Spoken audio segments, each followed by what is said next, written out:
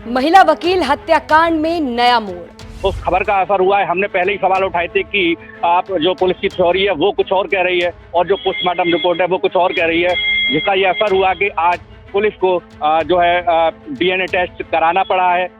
UP तक के popular show point blank की खबर का धमाकेदार असर। कासगंज में महिला वकील हत्याकांड में पोस्टमार्टम रिपोर्ट के बाद यूपी तक के पॉपुलर शो पॉइंट ब्लैंक में हमने कई सवाल उठाए और अब पॉइंट ब्लैंक की खबर का बड़ा असर हुआ है। नमस्कार, पॉइंट ब्लैंक देख रहे हैं आप और आपके साथ मैं हूं शिवानी गोस्वामी। दरअसल सबसे पहले पूरा मामला समझिए। 3 सितंबर को महिला वकील का पति दोपहर में अपनी पत्नी यानी कि महिला वकील को कोर्ट पर ड्रॉप कर देता है। अगले दिन यानी कि 4 सितंबर को महिला वकील का शव संदिग्ध हालत में रात के 8 बजे नहर से बरामद होता है। अब संदिग्ध इसलिए क्योंकि महिला वकील के शव पर एक भी कपड़ा मौजूद नहीं था। सिर से लेकर पांव तक महिला वकील के शव पर कई चोटों के निशान थे। अब इसके बाद कई बड़े सवाल खड़े हो गए। फिर आई पोस्टमार्टम रिपोर्ट, जिसके बाद बड़ा खुलासा हुआ। पोस्टमार्टम रिपोर्ट के मुताबिक हत्या के बाद शव को हीट बॉक्स में रखा गया, जिसके बाद कहा गया कि पति ने हाथों का कड़ा देखकर शव की शिनाख्त की। पोस्टमार्टम रिपोर्ट के मुताबिक बरामद किया गया शव 2 से 3 दिन पुराना बताया गया।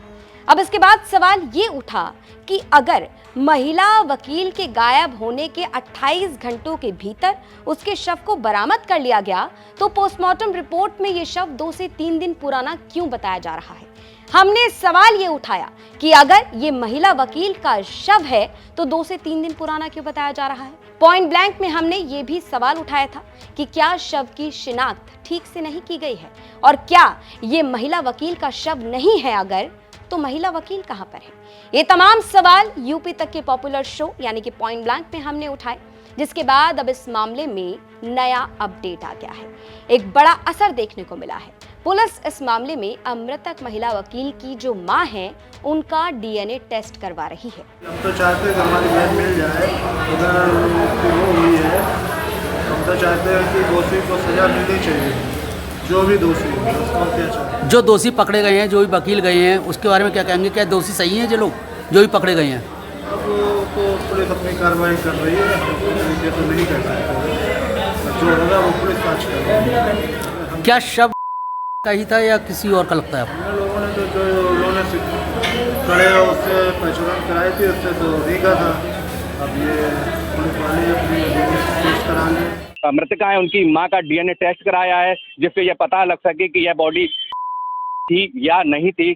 हालांकि इस पर भी कई सवाल उठे थे और हमने यह खबर घटना के 2-3 दिन बाद जो चलाई थी उस खबर का असर हुआ है। हमने पहले ही सवाल उठाए थे कि आप जो पुलिस की थ्योरी है वो कुछ और कह रही है और जो पोस्टमार्टम रिपोर्ट है वो कुछ और कह रही है, जिसका ये असर हुआ कि आज पुलिस को जो है डीएनए टेस्ट कराना पड़ा है, यह जानने के लिए कि यह बॉडी की जो शिनाख्त हुई थी वो सही है या सही नहीं है। हालांकि पुलिस जो है कैमरे पर कोई बात नहीं करना चाह रही है, लेकिन पुलिस ने बताया है कि यह जो है पार्ट ऑफ इन्वेस्टिगेटिंग का जो इन्वेस्टिगेटिंग का पार्ट है कि हम डीएनए टेस्ट करा रहे हैं। तो पोस्टमार्टम रिपोर्ट के बाद सवाल उठा शव की शिनाख्त पर। सवाल ये कि क्या ये शव महिला वकील का नहीं है और अगर नहीं है तो महिला वकील कहां पर है। पॉइंट ब्लैंक में हमने इस खबर को प्रमुखता से उठाया, कई सवाल उठाए और उसके बाद अब ये बड़ा असर देखने को मिला है। पुलिस इस मामले में मृतक महिला वकील की मां का डीएनए टेस्ट करवा रही है, जिसके लिए मृतक महिला वकील की मां अपने बेटे के साथ में जिला अस्पताल पहुंची डीएनए सैंपल देने के लिए। लेकिन ये मामला अपने आप में अभी और भी बड़े सवाल उठाता है। तो तमाम जिम्मेदार अधिकारियों से हमारे यानी यूपी तक के ये कुछ सवाल।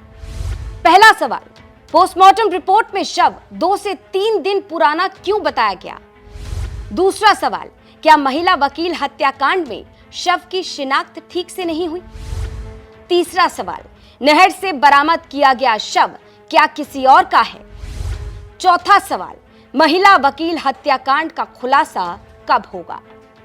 तो तमाम जिम्मेदार अधिकारी साहब सामने आइए और इन सवालों का जवाब दीजिए। पॉइंट ब्लैंक इसी तरह से आपकी खबरों को लेकर आता रहेगा और आपके सवालों को यूं ही उठाता रहेगा। ये खबर हमें भेजी थी कासगंज से हमारे सहयोगी देवेश पाल सिंह ने।